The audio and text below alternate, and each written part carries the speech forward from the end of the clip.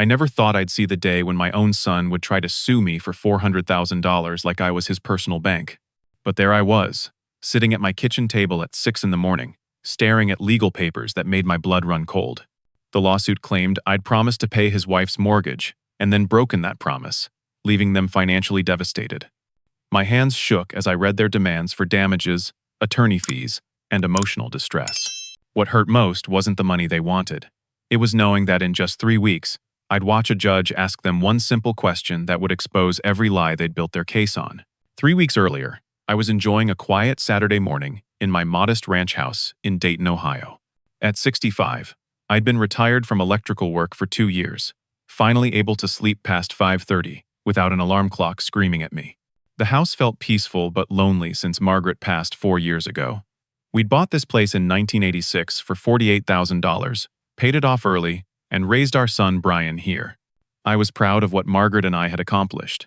30 years of steady work, careful saving, and living below our means had built us a decent nest egg. We never took fancy vacations or bought expensive cars, but we had financial security. That security became everything when Margaret got sick. The cancer treatments, experimental drugs not covered by insurance, and months of unpaid leave nearly wiped us out. I'd have spent every penny twice over to save her, but in the end, money couldn't buy us more time. After the funeral expenses and medical bills, I had about $300,000 left between savings, retirement accounts, and life insurance. It wasn't wealth, but it was enough to live modestly for the rest of my days. More importantly, it represented everything Margaret and I had worked for together. I was washing breakfast dishes when I heard Brian's truck pull into my driveway. My 30-year-old son worked construction, running a small crew doing residential jobs around Montgomery County.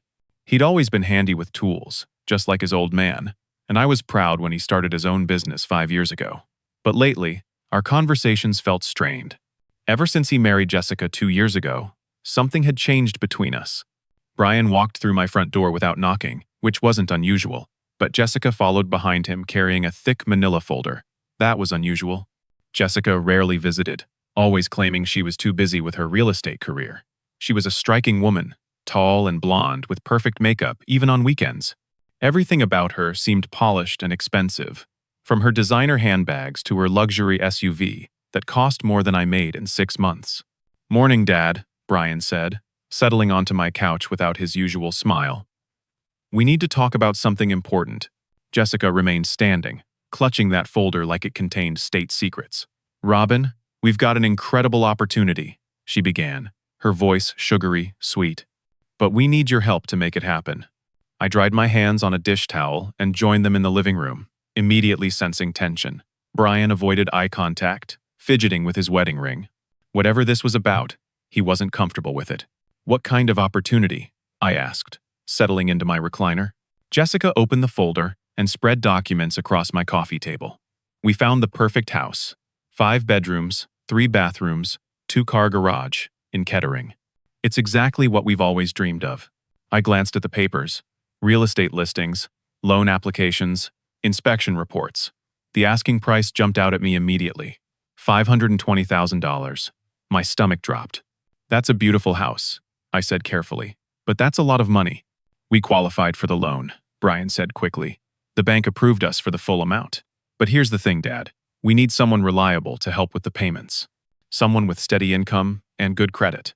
Jessica leaned forward, her eyes bright with excitement. "You've saved enough money, Robin. You've been so responsible all these years, and now it's time to help family. This house would be perfect for raising children. We're thinking about starting a family soon." My head started spinning. "Help with payments? What exactly are you asking me to do?" Brian finally looked at me directly. "We want you to co-sign the mortgage and help us with the monthly payments. Just until my business grows and we can handle it ourselves. Maybe 2 or 3 years." 2 or 3 years, I repeated slowly. The monthly payment on a $500,000 house would be somewhere around $3,000, depending on the terms. Even if they paid half, I'd be looking at $1,800 a month for years. That would drain my savings faster than Margaret's medical bills had. "Think about it, Dad," Jessica continued.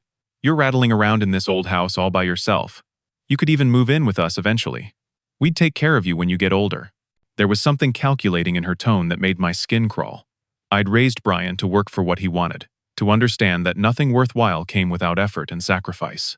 This felt like the opposite of everything I'd tried to teach him.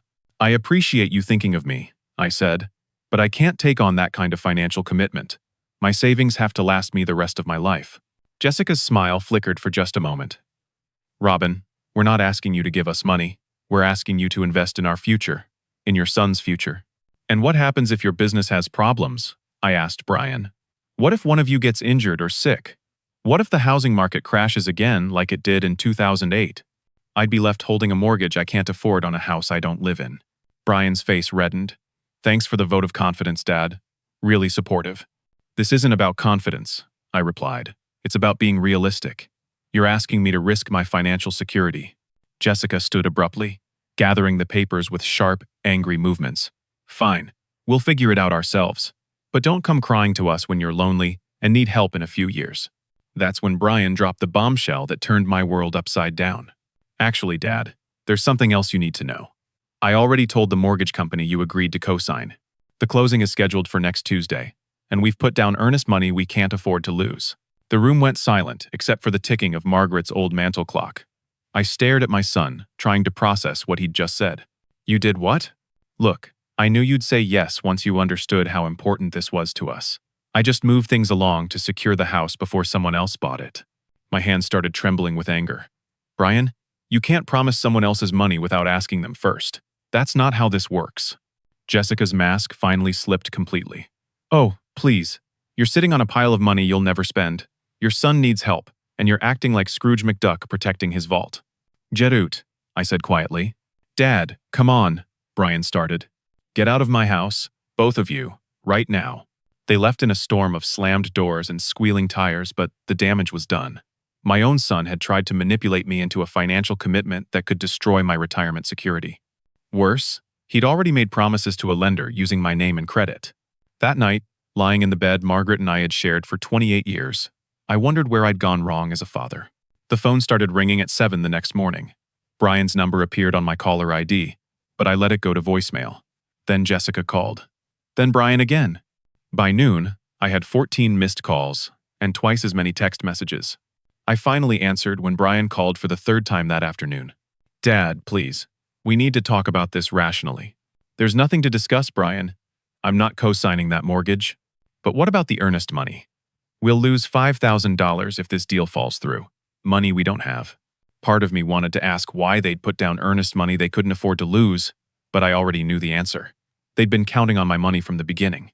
"That's not my problem," I said, hating how cold I sounded. "You made that decision without consulting me." "Fine. Will you at least meet us for dinner tonight? Mom always said we should never go to bed angry with family." The mention of Margaret hit exactly where Brian intended. My wife had been the peacemaker in our house, the one who smoothed over conflicts and kept everyone talking. She would have been heartbroken to see us fighting like this. Against my better judgment, I agreed to meet them at Olive Garden on Miller Lane.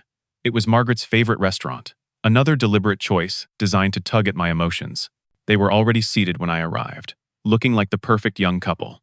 Jessica had dressed conservatively, her usual flashy jewelry replaced with simple pearl earrings. Brian wore the button-down shirt I'd given him for Christmas, the one he'd never worn before. "Thanks for coming, Dad," Brian said, standing to hug me. "I know we got off on the wrong foot yesterday." Jessica smiled warmly, all traces of yesterday's anger carefully hidden. "Robin, I owe you an apology. I was pushy and rude. I'm just so excited about this house, and I let my emotions get the better of me." We ordered drinks and made small talk about the weather, Brian's latest construction job, and Jessica's real estate sales. It felt almost normal until Jessica brought up the elephant in the room. "I've been thinking about what you said yesterday, and you're absolutely right to be cautious. This is a big financial commitment, and you need to protect yourself." I relaxed slightly, thinking maybe they'd come to their senses. "That's why we've restructured the whole arrangement," she continued. "Instead of you helping with monthly payments, what if you just co-signed the loan? We'd handle all the payments ourselves. You'd just be helping us qualify for a better interest rate." Brian nodded eagerly. "My credit is good, but not great. With your name on the loan, we'd save almost $200 a month in payments. And if something happened to us," Jessica added, "you'd own a beautiful house, worth way more than the mortgage balance. It's really a win-win situation." I wanted to point out that co-signing made me legally responsible for the full debt if they defaulted, But I kept quiet and let them talk.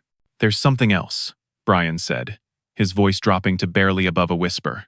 "Jessica's pregnant." My heart stopped. A grandchild.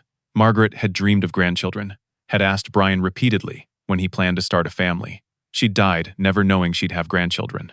Jessica placed her hand protectively over her still flat stomach. "We just found out last week. We're about 6 weeks along. That's part of why this house is so important. We can't raise a baby in our current apartment. The neighborhood isn't safe, and there's no room for a nursery." Brian reached across the table and took my hand. "Dad, I know I handled this wrong yesterday. I should have talked to you first before making any commitments to the lender. But we were afraid someone else would buy the house before we could make an offer." "Your mom would have been so excited about a grandchild," Jessica said softly, tears forming in her eyes. "She would have wanted that baby to have the best possible start in life." The emotional manipulation was obvious, but it was also effective. Margaret would have been over the moon about a grandchild. She would have gladly helped Brian and Jessica buy a house, if it meant providing security for her future grandchild. "I need time to think about this," I said finally. "Of course," Jessica said. "But the closing is Tuesday, so we'd need to know by Monday morning." That gave me exactly 3 days to make a decision that could affect the rest of my financial life. Over the weekend, I tried to think rationally about the situation. Co-signing wasn't the same as paying the mortgage myself. If Brian's business continued to do well, they should be able to handle the payments. The house was in a good neighborhood, so even if they defaulted, the property would likely hold its value. But something nagged at me. Why had they put down earnest money before securing financing? Why was Jessica, a real estate agent, pushing so hard for a house that stretched their budget to the breaking point? Why did Brian look uncomfortable every time she talked about their financial situation? Sunday evening, Brian called with another emotional appeal. "Dad, I know you're worried about the money, but I've been thinking about what Mom would say if she were here. Remember when I wanted to quit high school and get a job? You and Mom could have supported that decision, saved yourselves the cost of keeping me in school. But you made me finish because you knew education was an investment in my future." He paused, letting that sink in. "This house is an investment in my future, in your grandchild's future. Mom always said, family takes care of family." She would have signed those papers without hesitation. Monday morning arrived gray and cold, matching my mood. I'd barely slept, torn between wanting to help my son and protecting my financial security. At 9 o'clock, my phone rang. "Dad, we're at the title company," Brian said, his voice strained. "They need an answer now." In the background, I could hear Jessica crying, sobbing actually, like her heart was breaking. "Please, Dad," Brian continued. "I'm begging you. If we lose this house, if we lose the earnest money, Jessica says she can't stay with me. She says she won't raise a child in an unsafe neighborhood, and if I can't provide better housing, she'll leave." The ultimatum hit me like a physical blow. Jessica was threatening to leave my son and take my unborn grandchild if I didn't co-sign their mortgage. "She's talking about moving back to her mother's house in Florida," Brian continued, his voice cracking. "I'll never see my child grow up, Dad. Please, I'm asking you to save my family." I closed my eyes, thinking about Margaret, about family loyalty, about the grandchild I might never know if I said no. "Dad, are you still there?" "I'm here," I whispered. "What do you want me to tell them?" Every instinct I had screamed that this was wrong. The pressure, the manipulation, the ultimatums, none of it felt right. But the thought of my son losing his wife and child, because I was too selfish to help, overwhelmed every other consideration. "Tell them I'll do it," I heard myself say. "I'll co-sign the loan." The relief in Brian's voice was immediate. "Thank you, Dad. Thank you so much. You're saving my family." But as I hung up the phone, I felt like I was the one who needed saving. The house closing happened without me present. Brian said it would be easier if he handled everything, since I was just co-signing and not actually buying the property. I signed the paperwork at my local bank branch and trusted my son to represent my interests. 2 weeks later, I drove past their new address in Kettering. The house was gorgeous, I had to admit. Colonial style with red brick, white columns, and a perfectly manicured lawn.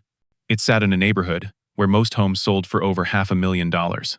I felt a mixture of pride and anxiety seeing where my son would raise my grandchild, but my good feelings evaporated when Brian stopped returning my calls. At first, I told myself he was just busy with the move and getting settled. Young couples had a lot to handle when they bought their first house. But after a week of unreturned messages, I started to worry. I finally drove over on a Thursday evening, expecting to find them unpacking boxes and arranging furniture. Instead, I found the house dark and apparently empty. My knock echoed unanswered through what sounded like hollow rooms. Mrs. Patterson, the elderly neighbor next door, was watering her flower beds and noticed my confusion. "Are you looking for the young couple who bought this place?" she asked. "I'm Brian's father. Is he home?" "Oh, I haven't seen them in several days. Thought maybe they went on vacation. Though it seems odd, right after moving in." A cold dread settled in my stomach. "Have you seen much of them since they moved in?" "Not really. They seem to keep to themselves. Though there have been quite a few people coming and looking at the house. Real estate agents, I think, showing it to prospective buyers." My blood froze. "Real estate agents?" "Oh yes. 3 or 4 different ones just this week, with clients in tow. I assumed maybe they were thinking about selling already. Young people these days change their minds so quickly." I drove home in a fog of confusion and growing anger. Why would Brian and Jessica be showing their house to potential buyers 2 weeks after closing? Why weren't they returning my calls? Why had they seemingly disappeared? The next morning, I called Jessica's real estate office. The receptionist told me Jessica was out showing properties but offered to take a message. I declined and spent the day calling Brian's phone every hour, getting voicemail each time. Saturday morning, I was drinking coffee and reading the newspaper when my mailbox caught my attention. The mail carrier had already come and gone, but I could see envelopes sticking out. I rarely got mail on Saturdays except for advertisements. I walked to the curb and pulled out a stack of letters. Most were the usual junk, but 3 envelopes made my heart sink. First National Bank, written in the formal style that usually meant official business. All 3 were addressed to me. Back inside, I opened them with shaking hands. The first was a payment coupon book for a mortgage in the amount of $486,000. Monthly payment, $3,214. Due date, the 15th of every month. The second letter was a payment reminder. The first payment was now 10 days overdue, and a late fee of $75 had been assessed. The third letter was a delinquency notice. If payment wasn't received within 15 days, the account would be reported to credit agencies and collection procedures would begin. I stared at the papers, trying to understand. Brian and Jessica had been living in the house for 2 weeks. Why hadn't they made the first mortgage payment?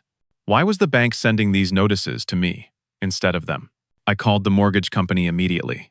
After 20 minutes on hold and being transferred twice, I reached someone who could access my account.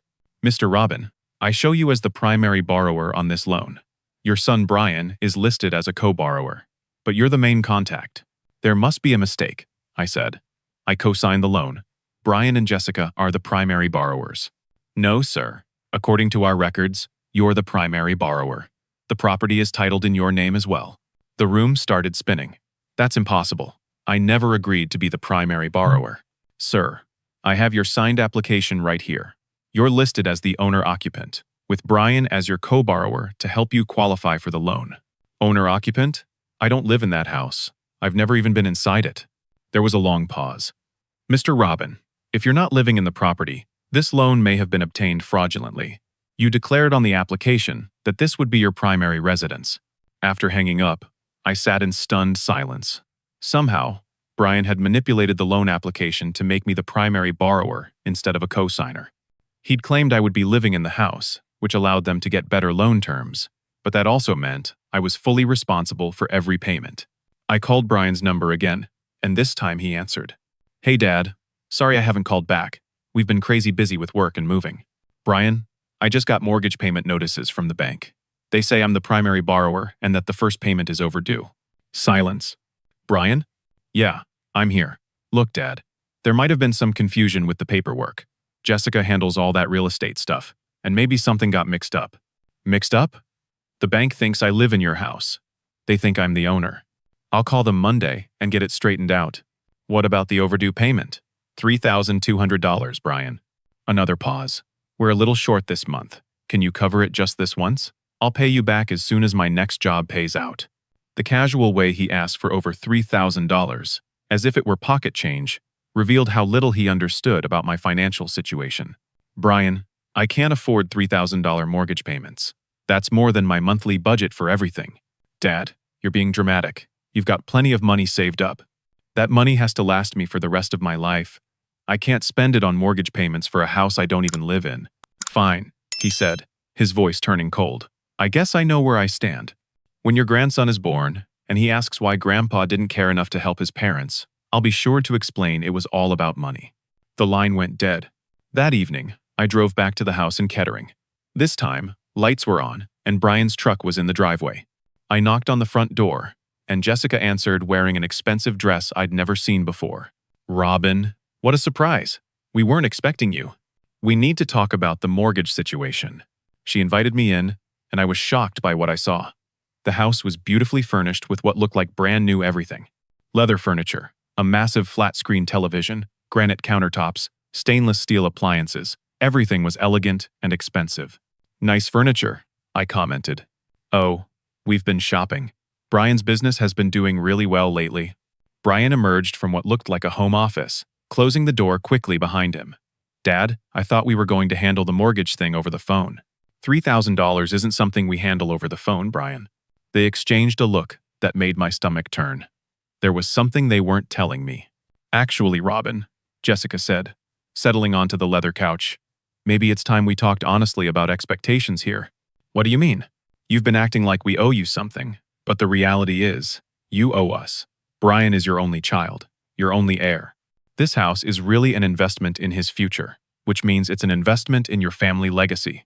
I stared at her in disbelief. I owe you? Think about it rationally, she continued. You raised Brian for 18 years. You fed him, clothed him, put a roof over his head, paid for school supplies and activities. Conservative estimates put that investment at over $200,000. Brian nodded along as if this made perfect sense. Now Brian is an adult with his own family, Jessica continued. It's time for that investment to pay dividends. You supporting us financially isn't charity, Robin. It's just the natural progression of family responsibility. We're not asking you to give us money, Brian added. We're asking you to continue investing in your son's success, just like you did when I was a kid. I looked around the room at all their expensive purchases, then back at my son and daughter-in-law. What about the pregnancy, Jessica? How are you feeling? For just a split second, something flickered across her face. Panic? Guilt? It was gone so quickly, I almost missed it. I'm fine. The doctor says everything looks good. When are you due? Another flicker. March. Early March. I did quick math in my head.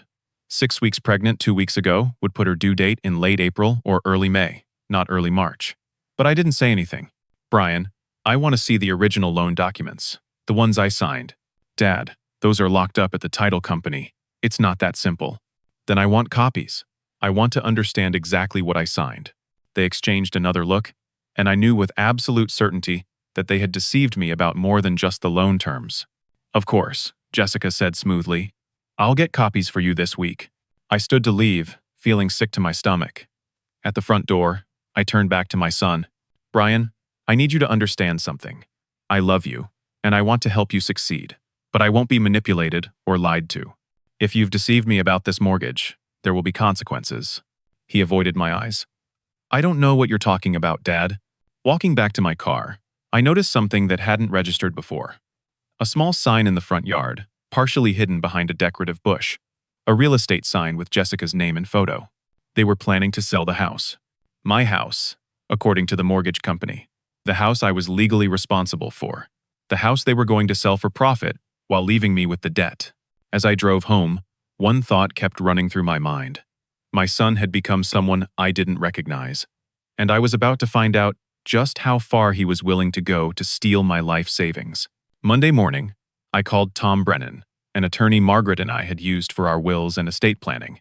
Tom was about 50, a straight shooter who specialized in family law and financial disputes. I'd known him for 10 years and trusted his judgment. Robin, good to hear from you. How can I help? I explained the mortgage situation in detail, including my suspicions about fraud and the real estate sign I'd seen in their yard. Tom listened without interruption, occasionally asking clarifying questions. This sounds like potential mortgage fraud and possibly identity theft, he said when I finished. I think we need to investigate this thoroughly. Can you come in this afternoon? At Tom's office, I brought every document I had related to the house purchase. Tom examined them carefully, taking notes and occasionally shaking his head.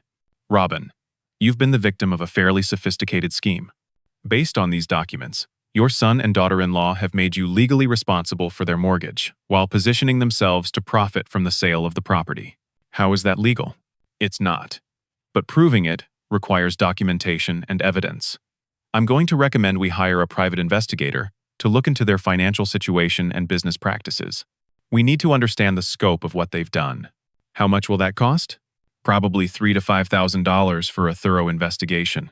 I know it's expensive, but Robin, you're potentially on the hook for $500,000. We need to protect you.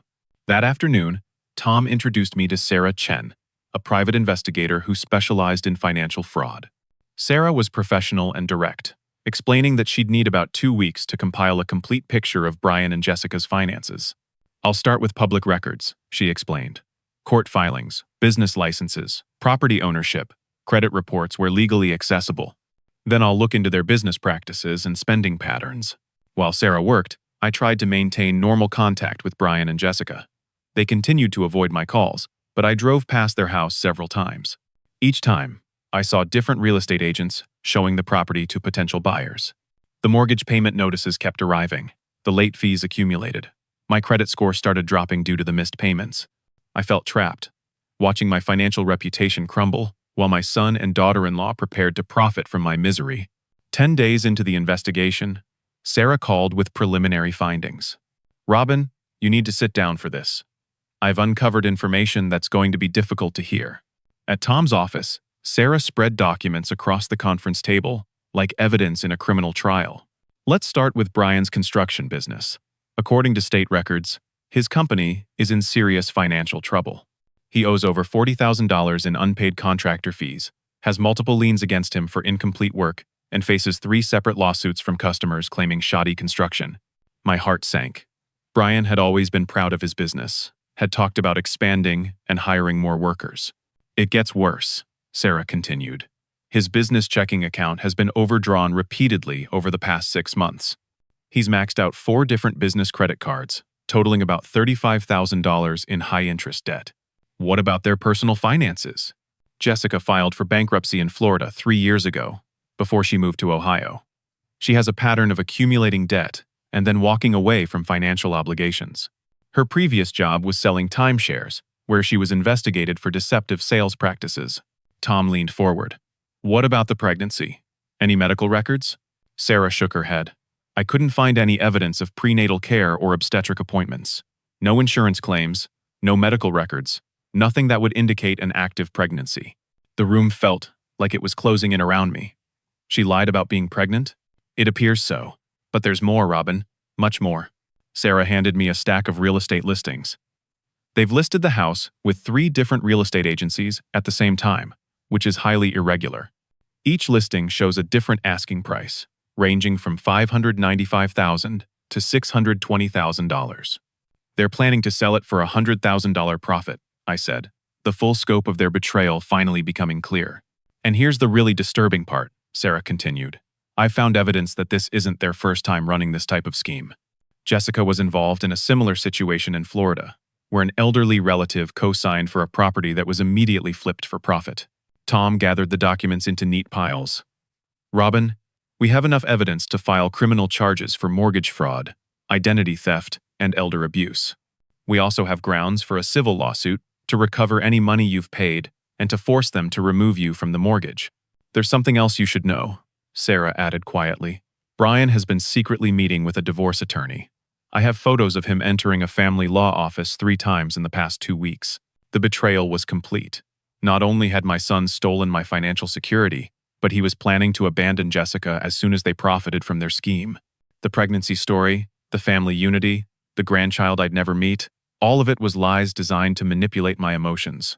What are my options? I asked. Tom pulled out a legal pad. Option 1. We file criminal charges immediately. The district attorney's office takes over, and they face potential jail time. Option 2. We approach them directly with our evidence and demand they resolve this voluntarily. Option 3. We let them proceed with the house sale and then sue them for the proceeds plus damages. What do you recommend? Given the strength of our evidence, I think we should approach them first. Give them a chance to make this right before we involve the criminal justice system. If they refuse, we file both criminal and civil charges. Sarah gathered her files. There's one more thing, Robin. While investigating their finances, I discovered they've been intercepting some of your mail. Bills, bank statements, Financial documents. They've been monitoring your accounts and financial situation far longer than you realize. The violation felt personal and devastating. My own son had been spying on me, studying my finances like a predator stalking prey. That evening, I sat in my quiet house, surrounded by evidence of my son's betrayal. Margaret's photo smiled at me from the mantel, and I wondered what she would think of the man Brian had become. The phone rang just before bedtime. Brian's number appeared on my caller ID. "Dad, we need to talk." "Yes," I said quietly. "We certainly do. Meet us at the house tomorrow night, 7 o'clock. There are some things we need to discuss about the mortgage situation." After he hung up, I called Tom and Sarah. "They want to meet tomorrow night. I think they know we're investigating them." "Don't go alone," Tom advised, "and don't agree to anything without me present." But I knew I had to face my son one more time, to look him in the eye and give him a chance to do the right thing before the full weight of the law came down on both of them. What I didn't know was that Brian and Jessica had one final, desperate card to play, and their last gambit would be so outrageous, so completely without shame, that it would force me to take the one step I'd been dreading, dragging my own son into court. The meeting at their house never happened. When I arrived at 7 o'clock Tuesday evening, the driveway was empty and the house was dark. I knocked on several neighbors' doors, but no one had seen Brian or Jessica for 2 days. Wednesday morning, I found out why. Tom called me at 8:30, his voice grim. "Robin, you need to get to my office immediately. We have a serious problem." At his office, Tom handed me a thick stack of legal documents. The header read, "Civil complaint for breach of contract," and promissory estoppel, with my name listed as the defendant. "They're suing you," Tom said simply, "for $400,000 in damages." I stared at the papers in disbelief. My son and daughter-in-law were actually taking me to court, claiming I had promised to pay their mortgage and then broken that promise, causing them financial and emotional harm. How is this possible? Tom flipped through the complaint. They filed an impressive piece of fiction. According to their lawsuit, you approached them about helping with a house purchase as a way to invest your retirement money. They claim you promised to pay the mortgage for 3 years, while they established financial stability. That's completely backwards from what actually happened. It gets worse. They've submitted an affidavit claiming that after they purchased the house based on your promises, you suddenly changed your mind and refused to honor your commitment. They're seeking the full amount of the mortgage as damages, plus attorney fees and costs. I read through their claims with growing horror. They portrayed themselves as young parents trying to provide stability for their unborn child, while painting me as a wealthy retiree who had callously broken promises that destroyed their American dream. They've also submitted what they claim are witness statements from family friends who say you promised to help them financially. What friends? What family? I recognize some of these names from Jessica's contacts. They're probably her real estate colleagues who'll say whatever she asks them to say. The most devastating part was their timeline. They claimed I had initiated the entire house buying process by offering to help them financially. According to their version, I had been the one pushing them to buy a larger house, promising to co-sign the loan and help with payments. Tom, none of this is true. I know. But they've constructed a plausible narrative that will sound sympathetic to a jury. Young couple, unborn child, elderly father with substantial savings who made promises and then broke them. Can they actually win? Tom leaned back in his chair. In civil court, anything is possible. They don't need to prove their case beyond a reasonable doubt, like in criminal court. They just need to convince a jury that their version is more likely true than yours. What about our evidence of fraud? That's where this gets complicated. We can present evidence that they deceived you about the loan terms and their financial situation, but they can argue that your promises were made before you discovered those issues, and that your discovery of their problems doesn't excuse you from keeping your word. I felt sick. So they commit fraud, and then sue me when I refuse to be their victim? It's a bold strategy, I'll give them that. By filing first, they've put themselves in the position of being the injured parties. Now we have to prove not only that they're lying, but that they're the actual wrongdoers. When is the trial? Family court moves quickly. We have 45 days to file our response, and then the trial is scheduled for 8 weeks after that. The next few weeks passed in a blur of legal preparation and emotional torment. Brian and Jessica had hired an aggressive attorney named Frank Morrison, who specialized in elder law and financial disputes.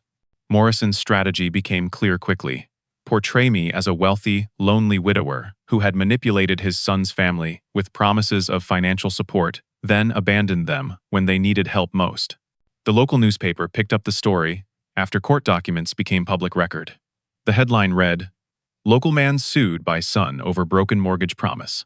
The article painted me as a Scrooge-like figure, sitting on $300,000 while his pregnant daughter-in-law faced homelessness. Neighbors began treating me differently. Some offered support, but others clearly wondered whether I was really the selfish father portrayed in the media. Mrs. Henderson from across the street stopped making eye contact when she saw me checking my mail. The emotional stress started affecting my health. I wasn't sleeping, wasn't eating regularly, and found myself reliving every conversation I'd had with Brian and Jessica, wondering where I'd gone wrong. Sarah continued her investigation, uncovering more evidence of their deception. She discovered that Jessica had never actually been pregnant, that they had been planning the house flip from the beginning, and that they had used similar tactics on elderly relatives in Florida. But Morrison skillfully deflected these findings. In legal filings, he argued that whatever Jessica's past behavior might have been, it didn't change the fact that I had made specific promises to help with their mortgage and then broken those promises when they needed me most. 2 weeks before trial, Morrison made an unexpected move. He filed a motion requesting a psychological evaluation, claiming that my age and recent widowhood might have affected my judgment and memory of events. "They're trying to paint you as an unreliable witness due to grief and age," Tom explained. "It's a desperate move, but it could work if they can convince the judge that your testimony isn't credible." The psychological evaluation was humiliating.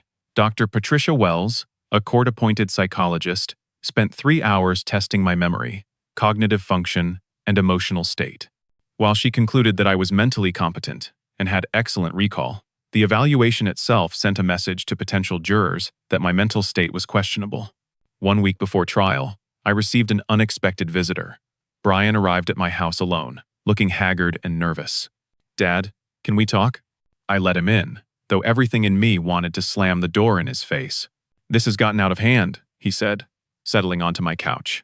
"I never wanted it to go this far." "Then why are you suing me for $400,000? He ran his hands through his hair. "Jessica says we have to. She says if we back down now, we'll lose everything. The house, the money we've invested, our whole future." "What about the truth, Brian? What about right and wrong?" "Dad, I'm drowning here. My business is failing. We owe money everywhere, and Jessica says she'll leave me if I don't fight this. I don't know what else to do." For a moment, I saw my little boy again, the child who used to come to me with scraped knees and broken toys, trusting that Dad could fix anything. But that child was gone, replaced by a man who would sue his own father rather than face the consequences of his choices. "Brian, it's not too late to stop this. We can work something out without destroying our family." He looked up with hope in his eyes. "Really? Drop the lawsuit. Admit what really happened. Take responsibility for your choices. I'll help you find a way out of your financial problems that doesn't involve fraud." He was quiet for a long moment, and I thought maybe I'd reached him. Then his phone buzzed with a text message. He read it, and his face hardened. "I can't, Dad. I'm sorry, but I can't." After he left, I knew there was no going back. My son had chosen his path, and now we'd have to face each other in court. The night before trial, I called Margaret's sister Helen in Michigan. She'd been like a second mother to Brian, and I thought she should know what was happening. "Robin, this is heartbreaking," she said, after I explained the situation. "Margaret would be devastated to see her family destroying itself over money." "I don't know how we got here, Helen. I raised him better than this." "You raised him perfectly. But sometimes people make choices that disappoint everyone who loves them. All you can do is stand up for what's right and hope he finds his way back to who he used to be." As I lay in bed that night, I thought about the next day's trial. Tom had warned me that Brian and Jessica would probably present a compelling case, that juries sometimes sided with young families against older defendants regardless of the facts. But I also thought about something else Tom had mentioned. Judge Patricia Holloway, who was assigned to our case, had a reputation for asking pointed questions that got to the heart of matters. If anyone could see through Brian and Jessica's deception, it would be her. What I didn't know was that Judge Holloway had already noticed something in the court filings that didn't add up. And the next day, she would ask the one question that would expose every lie my son and daughter-in-law had built their case on. The Montgomery County Family Court was busier than I expected on a Thursday morning. Tom and I arrived early, hoping to get settled before the circus began.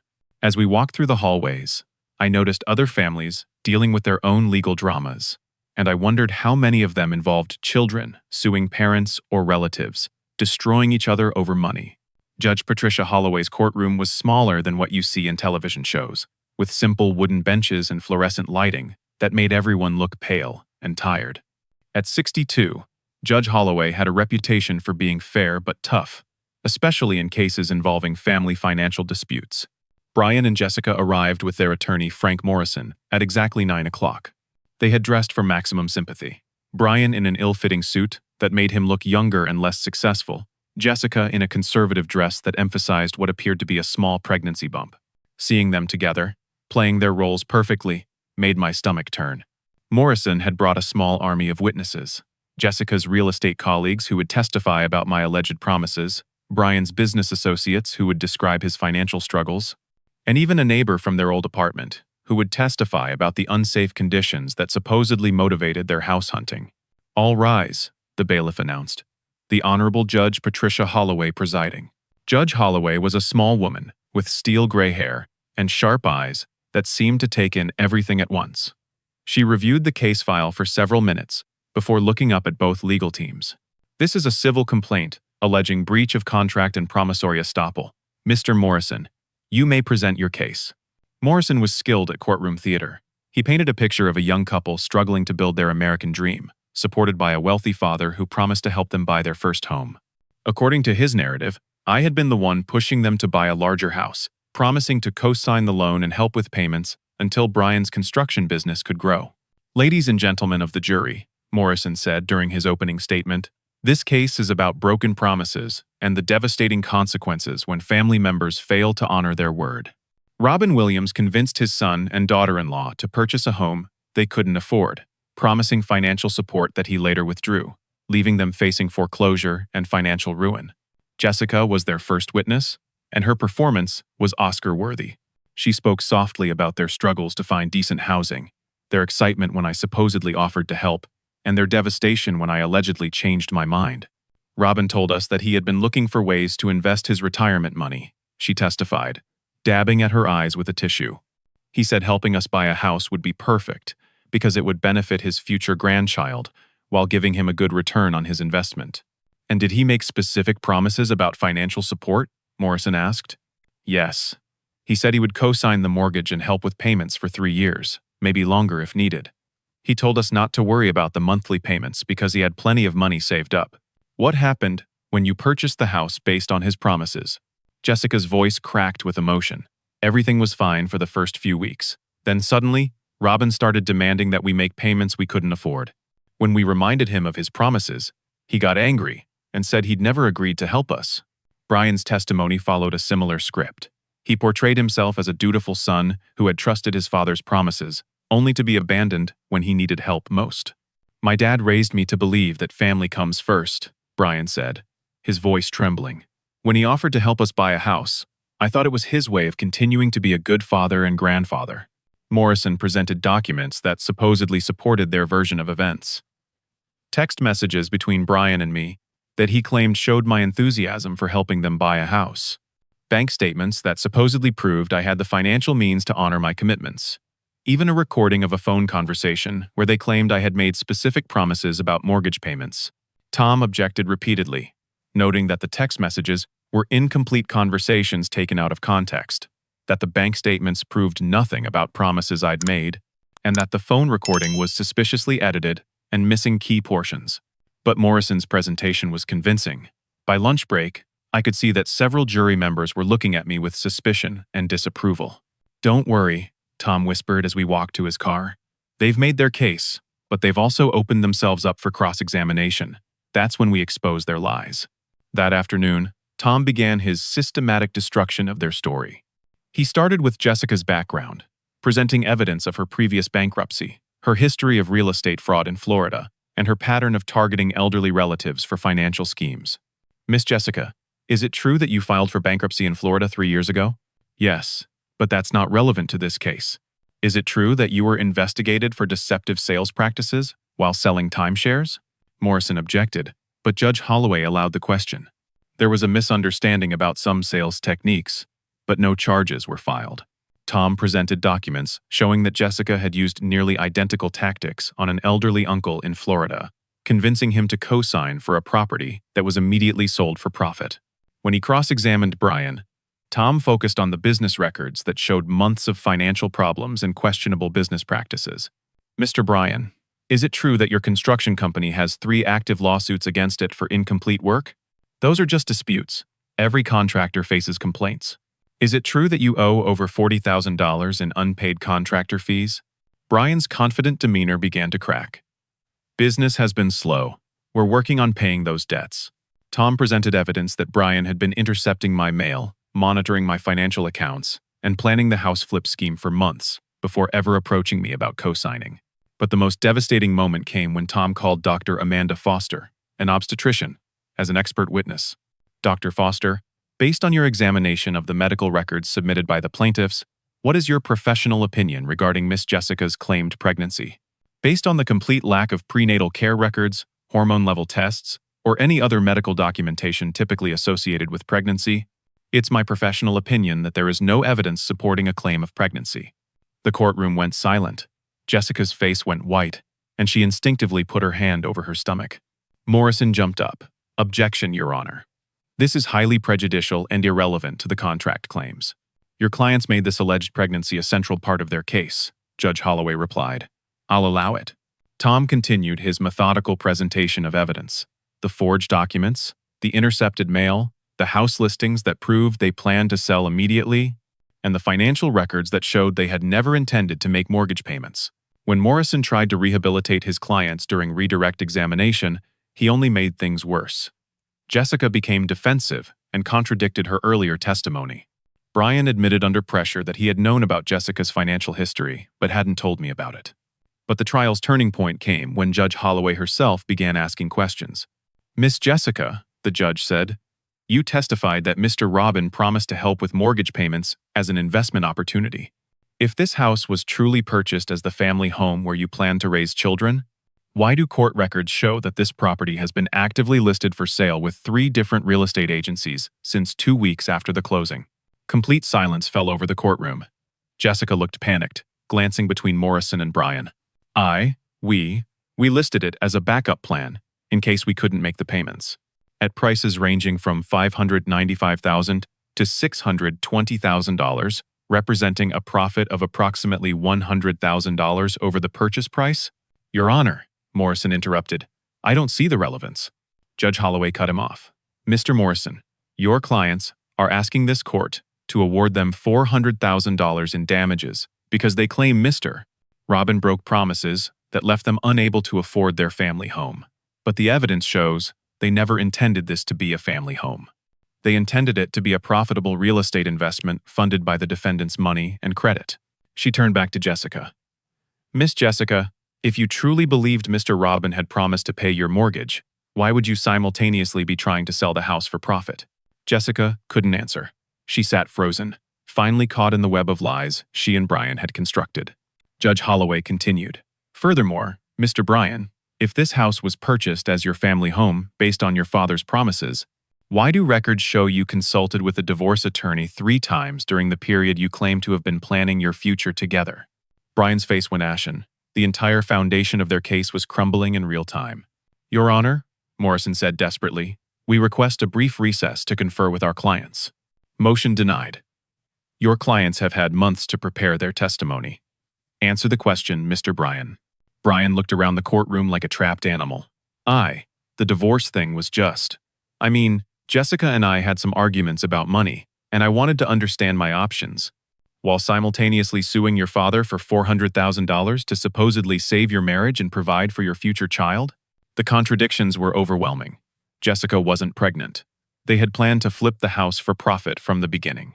Brian was planning to divorce Jessica, even as they sued me together. Every element of their sympathetic story was a lie. Judge Holloway called for closing arguments, but the damage was done. Morrison's closing was half-hearted, focusing on technical contract law while avoiding the obvious fraud his clients had committed. Tom's closing was straightforward. Your Honor, this case represents a sophisticated fraud perpetrated by the plaintiffs against an elderly widower. They manipulated his emotions with false claims of pregnancy and family unity, forged documents to make him liable for their mortgage, and then attempted to profit from their deception by selling the property, while demanding damages from their victim. The jury deliberated for less than 2 hours before returning a verdict in my favor. But Judge Holloway wasn't finished. "Mr. Bryan and Miss Jessica, this court finds your testimony to be deliberately false and your lawsuit to be without merit. You are ordered to pay Mr. Robbins' attorney fees and costs. Additionally, I am referring this matter to the District Attorney's Office for investigation of potential criminal charges, including mortgage fraud, elder abuse, and perjury." As the courtroom emptied, Bryan approached me one last time. "Dad, I'm sorry. I know you probably can't forgive me, but I want you to know that I'm sorry." I looked at my son, this stranger who had tried to steal my life savings and destroy my reputation. "Bryan, I forgive you. But forgiveness doesn't mean there won't be consequences. You made your choices, and now you have to live with them." He nodded and walked away, leaving me alone with Tom and the wreckage of a family that had once meant everything to me. The courtroom victory felt hollow that first night. I'd won, but what had I actually gained? My financial security was restored, my reputation was vindicated, and Bryan and Jessica would face consequences for their fraud. But my son was gone, possibly forever, and the family Margaret had treasured was destroyed. Tom handled the legal aftermath efficiently. Within a week, the mortgage was transferred out of my name, and the house was placed under court supervision pending criminal proceedings. Jessica disappeared immediately after the trial, leaving Ohio without a forwarding address. Bryan faced a choice: cooperate with the investigation and accept responsibility, or follow Jessica into legal oblivion. 3 days after the trial, he chose responsibility. Bryan appeared at my front door on a rainy Sunday morning, looking like he hadn't slept since the verdict. His expensive clothes had been replaced with worn jeans and a faded work shirt. Most importantly, he was alone. "Dad, can I come in?" I studied his face for signs of manipulation or continued deception, but all I saw was exhaustion and genuine remorse. "Are you here to apologize? Or are you here to ask for something?" "I'm here to tell you the truth. All of it. Even the parts that will probably send me to jail." Over the next 2 hours, Bryan told me everything. Jessica had approached him with the house flipping scheme 6 months before they came to me. She'd researched my financial situation, identified me as a target, and coached Bryan on exactly what to say to manipulate my emotions. The pregnancy had been her idea, designed to trigger my memories of Margaret's desire for grandchildren. The urgency about the closing had been manufactured to prevent me from thinking too carefully about the arrangement. Even Bryan's construction business problems had been exaggerated to make their financial situation seem temporarily manageable. Jessica said older people were easy targets because they wanted to help family and were too trusting to ask difficult questions, Bryan admitted. She'd done it before with her uncle in Florida, made $50,000 profit, and never faced any consequences. "Why did you go along with it?" Bryan's voice cracked. "Because I was desperate, and because Jessica convinced me it wasn't really stealing. She said you had more money than you needed, that you'd never spend it all anyway, and that helping family was what good fathers were supposed to do. But you knew it was wrong. I knew it was wrong the minute we walked into your house with those documents. I kept hoping you'd say no, that you'd refuse to get involved, and I could tell Jessica we tried, but it didn't work. Instead, I said yes. When you agreed to co-sign, I felt sick to my stomach. But I'd already committed to Jessica's plan, and I didn't know how to get out of it without losing everything. I listened to my son's confession with mixed emotions. Relief that he was finally telling the truth, anger at the months of manipulation and lies, and sadness that our relationship had deteriorated so completely. "What happens now?" I asked. "I'm going to testify against Jessica when they find her. I'm going to plead guilty to whatever charges they file against me, and I'm going to spend the rest of my life trying to make this right." "You can't make this right, Bryan. You can't undo the lies or the betrayal or the months of watching you try to steal my life savings." He nodded, tears streaming down his face. "I know, but I have to try." The criminal proceedings moved quickly. The district attorney's office was eager to prosecute, especially after similar victims came forward with stories of Jessica's previous frauds. Bryan's cooperation was valuable, but it didn't eliminate his legal jeopardy. He was charged with conspiracy to commit mortgage fraud and elder abuse, both felonies that carried potential prison sentences. His attorney worked out a plea agreement: 3 years probation, restitution for my legal fees, and 6 months in a work release program that would allow him to continue operating his construction business. During his sentencing hearing, I did something that surprised everyone, including myself. I asked to address the court on Bryan's behalf. "Your Honor, my son committed serious crimes against me, and violated every principle of trust and family loyalty. He deserves to face consequences for his choices. But I also want the court to know that he's cooperated fully with the investigation, told the truth even when it damaged his own interests, and taken responsibility for his actions. Judge Holloway listened carefully. Mr. Robin, are you asking for leniency? I'm asking for justice tempered with mercy. My son made terrible choices, but he's also shown that he's capable of making better ones. I believe supervised rehabilitation would serve society better than incarceration. The judge ultimately sentenced Brian to 2 years probation, 6 months of community service, and mandatory financial counseling. She also ordered him to write a formal letter of apology to me, to be submitted to the court as part of his permanent record. Jessica was arrested 3 months later in Arizona, where she'd been running a similar scheme on elderly victims. She faced federal charges and was eventually sentenced to 4 years in federal prison. The real reconciliation between Brian and me began during his community service period. He was assigned to help renovate houses for low-income families, work that reminded him why he'd become a contractor in the first place. I started attending some of his work sessions, partly to supervise him, and partly because I missed working with my hands. One Saturday morning, we found ourselves working side by side, replacing kitchen cabinets in a house owned by a single mother with 3 children. It was the first time in over a year that we'd spent time together without lawyers, court proceedings, or legal documents between us. Dad, can I ask you something? Sure. How do you ever trust someone again after they've betrayed you completely? I thought about Margaret, about the 30 years we'd built together on mutual trust and respect. I thought about the neighbors who had supported me during the trial, the attorney who had fought for me, the friends who had never doubted my integrity. Trust isn't a light switch, Brian. It's not something you turn on or off. It's something you build, piece by piece, choice by choice, over time. Do you think you'll ever trust me again? I stopped working and looked at my son. He was thin from stress, tired from working 2 jobs to pay restitution, but his eyes were clearer than they'd been in years. I think you're building the foundation for trust right now. Every day you show up for community service, every time you tell the truth even when it's difficult, every honest conversation we have, you're adding another piece to that foundation. What if it's not enough? What if I can never repair the damage I did?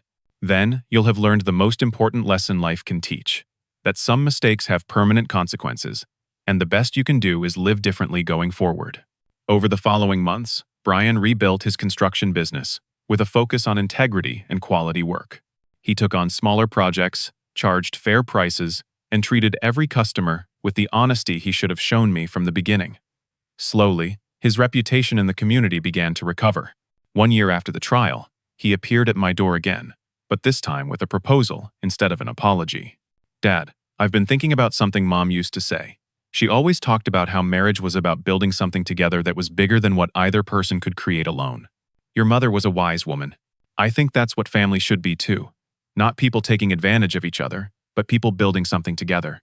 He handed me a business plan he'd written for expanding his construction company to focus on home renovations for elderly clients. The plan included safeguards against financial abuse, transparent pricing, and a commitment to treating older customers with dignity and respect. I want to build something that honors Mom's memory and shows that I've learned from my mistakes, but I can't do it alone. I need a partner who understands integrity and has experience with quality work. I read through his proposal carefully. It was thoughtful, realistic, and focused on serving others rather than personal profit. You're asking me to go into business with you? I'm asking if you'd consider it. We could start small, maybe one project at a time, and see if we can work together again. It wasn't forgiveness, exactly. It was something better. The beginning of a new relationship built on honesty instead of manipulation, respect instead of entitlement. 2 years later, Williams & Son Construction had completed 37 home renovation projects, earned a reputation for ethical business practices, and provided both of us with purpose beyond our legal troubles. Brian had married a kind, honest woman named Sarah who knew our entire history and loved him anyway. They were expecting their first child, a grandson I would actually meet. The evening I learned about the pregnancy, I called Margaret's sister Helen to share the news. Robin, Margaret would be so proud of how you handled this situation. You stood up for what was right, but you also left the door open for redemption. I learned something important, Helen. True love sometimes means saying no.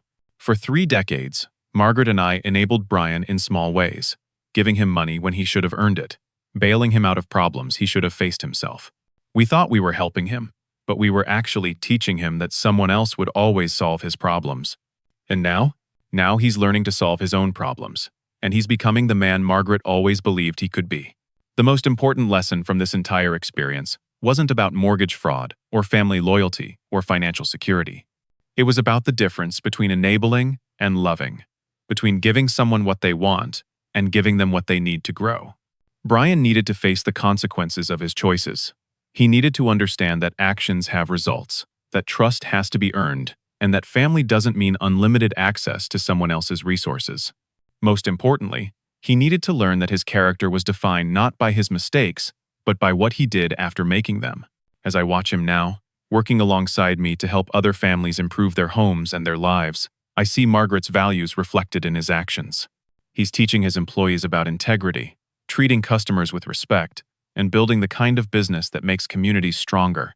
The house in Kettering was eventually sold by the court, with proceeds going to reimburse the mortgage company and cover legal costs. Brian and Sarah live in a modest starter home they purchased with a conventional mortgage they can afford. Their monthly payments are less than half what the Kettering house would have cost, but they're building equity through their own efforts instead of someone else's money. Sometimes I drive past that house in Kettering and think about the different paths our family could have taken. If I'd said yes to Brian's original demand, I would have enabled his irresponsible choices and taught him that manipulation was an acceptable way to solve problems. If I'd completely cut him out of my life after the trial, I would have missed the opportunity to watch him transform his character and become a man worthy of respect. Instead, we found a third path: accountability followed by redemption, consequences followed by renewal, justice followed by mercy. Today, as I write this story, Brian is teaching his 3-year-old son how to use a toy hammer, the same way I taught Brian 35 years ago. The little boy's face lights up when Grandpa Robin arrives for Sunday dinner, and he runs to show me his latest building project. Margaret's picture still sits on my mantle, and I like to think she's proud of the family we've rebuilt from the ashes of betrayal and broken trust. It's not the same family we started with, but in many ways, it's stronger, more honest, and built on a foundation of genuine respect rather than mere obligation. The money I saved over 30 years of careful work still provides my financial security, but it's also funding college accounts for my grandchildren and supporting the construction business that Brian and I built together. Margaret would have loved knowing that our life savings were helping to create opportunities for the next generation, instead of simply collecting interest in a bank account. I learned that protecting yourself doesn't mean closing your heart, that saying no to manipulation doesn't mean saying no to love, and that sometimes the greatest gift you can give someone is the chance to face their mistakes and grow from them. Have you ever faced a situation where family members tried to take advantage of your kindness or financial security? How did you balance love and protection, generosity and boundaries? I'd love to hear your stories in the comments below. Your experiences might help someone else facing similar challenges. If this story resonated with you, please like this video and subscribe to hear more about navigating family relationships with wisdom and integrity. Share this story with anyone who might benefit from understanding the difference between enabling and loving.